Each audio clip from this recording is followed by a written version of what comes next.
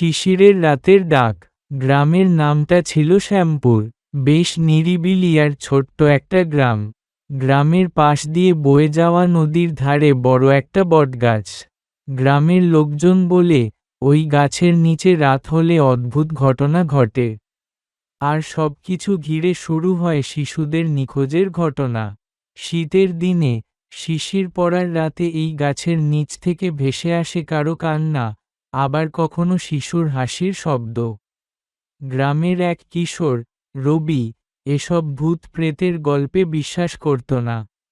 একদিন রাতে সে বন্ধুদের সাথে বাজি ধরে ঠিক করল, গাছের নিচে গিয়ে সত্যিটা বের করবে। রাত গভীর হলে সে একাই বেরিয়ে পড়ল, গিয়ে দাঁড়ালো সেই বটগাছের নিচে। গাছের নিচে এসে রবির মনে হলো যেন চারপাশটা নিস্তব্ধ হয়ে গেছে, বাতাস থেমে গেছে। আচমকা শুনতে পেল শিশুর কণ্ঠস্বর, আমায় সাহায্য করো। রবি চমকে উঠল। সে ভাবল হয়তো কোনো শিশু সত্যিই বিপদে আছে। সে এগিয়ে যেতে লাগল শব্দের উৎসের দিকে। হঠাৎ চারপাশে ধোঁয়ার মতো কুয়াশা জমতে শুরু করল, আর তার মধ্যে থেকে ফুটে উঠল এক কিশোরীর অবয়ব। সেই কিশোরীটি বলতে লাগল, তোমরা এত নিষ্ঠুর কেন? আমি তো বাঁচতে চেয়েছিলাম। রবি ভয় পেয়ে পিছিয়ে আসতে চাইল, কিন্তু পারল না।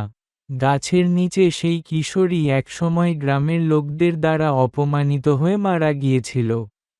তাকে বাঁচানোর জন্য কেউ এগিয়ে আসেনি। সেই দুঃখে তার আত্মা প্রতিশোধ নিত, গ্রামের শিশুদের ডাক দিয়ে নিয়ে যেত। রবি সেই রাতেই নিখোঁজ হয়ে যায়। পরদিন গ্রামের লোকেরা তাকে বটগাছের নিচে অচেতন অবস্থায় খুঁজে পায়। তবে তার মুখে একটাই কথা ছিল, মানুষের দোষেই সব বিপদ, কেউ ভালো কাজ করল না। এরপর থেকে গ্রামের মানুষগুলো বুঝতে শিখল, অন্যের বিপদে কখনো চুপ করে থাকা উচিত নয়।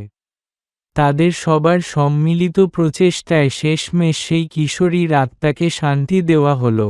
শিক্ষা: কখনো অন্যায়কে সহ্য করা উচিত নয়। অন্যের বিপদে নীরব থাকা মানে নিজের বিপদকে ডেকে আনা।